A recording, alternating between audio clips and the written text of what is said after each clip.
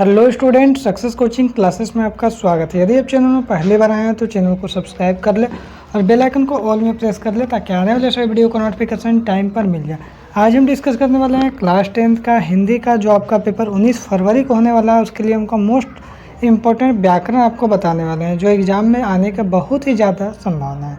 तो सबसे पहले हम लोग लिए हैं समास लिए हैं। समास में देखिए कुछ इंपॉर्टेंट जो आपका देखिए इस टाइप का क्वेश्चन पूछा गया है बोर्ड एग्जाम में। आजीवन कौन सा समास है? तो याद रखिएगा आजीवन जो है अव्ययभाव समास है। ठीक है, कोई गारंटी नहीं है यही पूछ लेगा, लेकिन फिर भी आपको ये करके जाइएगा तो आपको पूछने का बहुत ही ज़्यादा चांस है। आगे देखिए उत्तरोत्तर में कौन सा समास है? तो याद रखिए अव्ययभाव समास है। आगे देखते हैं क्वेश्चन नंबर 3 क्या बोल रहा है, पद चिन्ह में कौन सा समास है? तो याद रखिएगा तत्पुरुष समास है।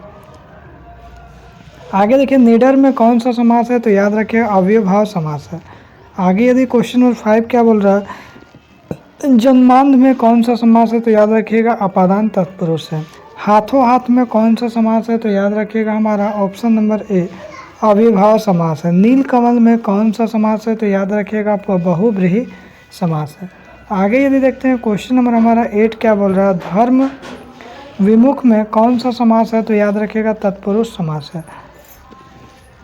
शंखनाद में कौन सा समास है? तो याद रखिएगा अव्ययभाव समास। चंद्रशेखर में कौन सा समास है? तो याद रखिएगा आपका चंद्रशेखर में जो आपका है बहुव्रीहि समास है। वीणा वाणी जो है उसमें कौन सा समास है? तो याद रखिएगा आपका बहुव्रीहि समास हो जाएगा। लोटा डोरी में कौन सा समास है? तो इसका राइट आंसर हो जाएगा द्विंद्व समास, इसका राइट आंसर हो जाएगा। सभावचन में कौन सा समास है? तो सभावचन में हमारा तत्पुरुष समास हो जाएगा। शोकाकुल में कौन सा समास है? तो याद रखिएगा तत्पुरुष समास हो जाएगा। आगे देखिए देशमुख में कौन सा समास है? तो याद रखिएगा आपका बहुव्रीहि समास हो जाएगा। नीलांबर में कौन सा समास है? तो बहुव्रीहि समास हो जाएगा। हिमालय में कौन सा समास है? तो याद रखिएगा हिमालय जो हमारा तत्पुरुष समास हो जाएगा। मुँह तोड़ में कौन सा समास है? तो याद रखिएगा तत्पुरुष समास हो जाएगा। आगे यदि देखते हैं नीलकंठ में कौन सा समास है? तो याद रखिएगा बहुव्रीहि समास है। मुँह चोर में कौन सा समास है? तत्पुरुष समास है। गंगा जल में कौन सा समास है? तो याद रखिएगा तत्पुरुष समास है। अब पुस्तकालय में कौन सा समास है? तो पुस्तकालय में हमारा तत्पुरुष समास है। अब देखिए कुछ यहाँ पर अनेकार्थी शब्द है। तो अरुण जो शब्द है जिसका अर्थ होता है लाल होता है, तो दूसरा अर्थ क्या होता है? तो याद रखिएगा अरुण का दूसरा अर्थ क्या हो जाएगा? आपका सूर्य हो जाएगा। अनंत का अर्थ क्या होता है? तो अनंत का अर्थ होता है आपको वस्त्र होता है। आगे देखिए पानी शब्द का एक अर्थ यदि जल होता है तो दूसरा अर्थ क्या होता है? शान होता है। श्री शब्द का अर्थ यदि लक्ष्मी होता है तो दूसरा आपका अर्थ हो जाएगा संपत्ति हो जाएगा।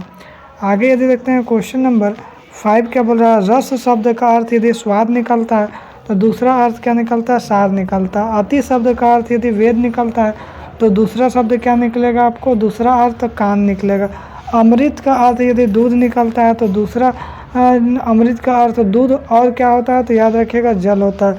कोश शब्द का एक अर्थ खजाना होता है तो दूसरा अर्थ क्या होता है? आपका शब्द कोश होता है। आगे यदि देखते हैं क्वेश्चन नंबर 9 क्या बोला, चंद्र शब्द का एक अर्थ चंद्रमा होता है तो दूसरा अर्थ क्या होता है?